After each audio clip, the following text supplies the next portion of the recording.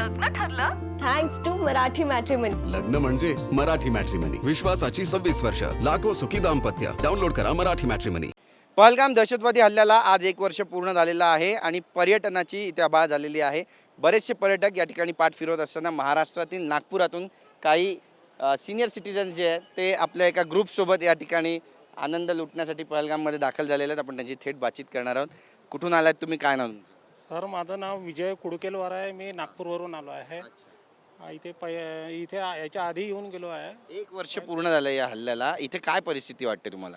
नाही, काही नाही, एकदम निवांतपणे छान आहे, शांत आहे. कुठली भीती नाही, कुठले काही हे नाही. वातावरण वगैरे एकदम आहे. लोकांनी जास्तीत जास्त यावं, इथल्या याला व्हिजिट द्यावी असं मी तुमच्या माध्यमातून जनतेला आवाहन करू इच्छितो. किती जणांचा तुमचा ग्रुप आहे जो या ठिकाणी आला? आमचा 29 लोकांचा ग्रुप आहे टोटल. आम्ही हल्ला झाला होता तेव्हा सुद्धा 26, 27, 28, 29चा ग्रुप होता.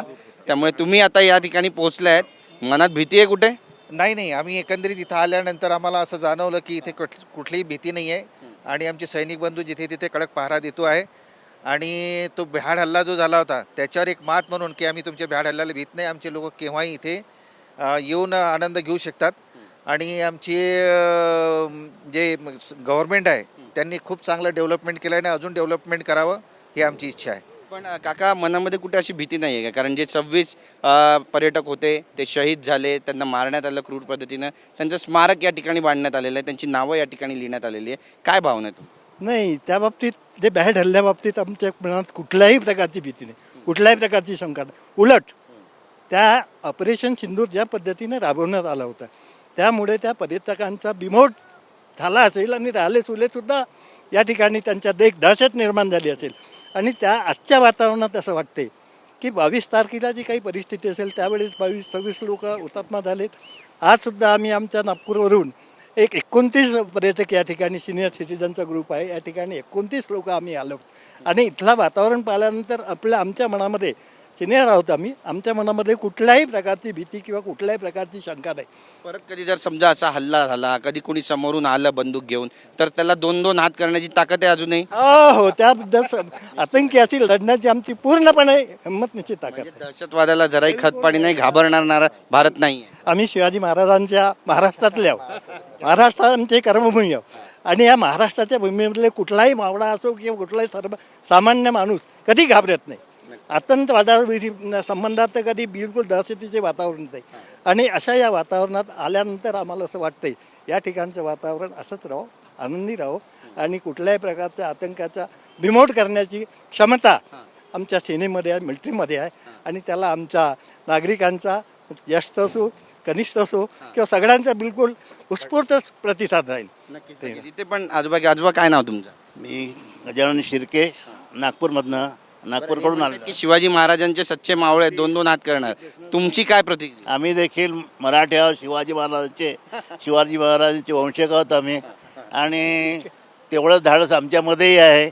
आता बिचारे आमचे जे गेलेत त्या घटनेमध्ये 1 वर्षापूर्वी ते दुर्दैवी ठरलेत. त्यातले त्याकडनं ते बरंचसं कुटुंब जे ज्यांचे लोक ते गेलेत ते आता म्हणजे त्यांना त्यांच्या त्या स्मृती आणि त्यांचं ते भय त्यांच्या मनामध्ये तर निश्चित असेल.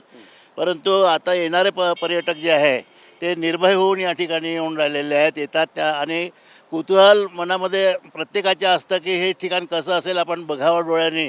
तर ते आम्हाला बरोबर 1 वर्षानंतर ती संधी आज आली त्याच दिवशी. आणि आम्ही या ठिकाणाला आलेलो आहे आणि जे बघतो आहे स्मारक वगैरे झालेलं, जिथे घटना घडली ते तर ठिकाण आम्ही बघू शकणार नाही की आतमध्ये आहे डेन्स याच्यामध्ये फॉरेस्टमध्ये.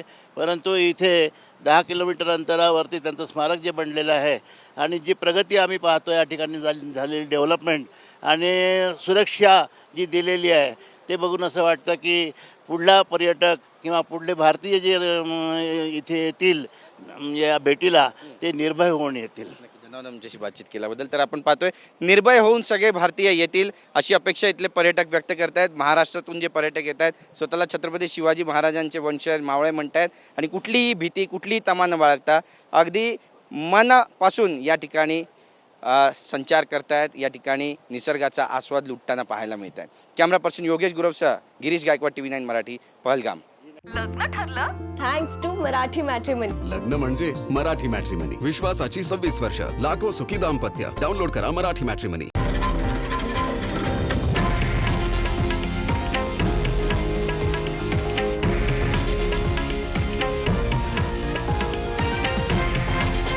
हे आहे देशातील नंबर 1 न्यूज नेटवर्क आणि आपण पाहत आहात TV9 मराठी, एकमेव.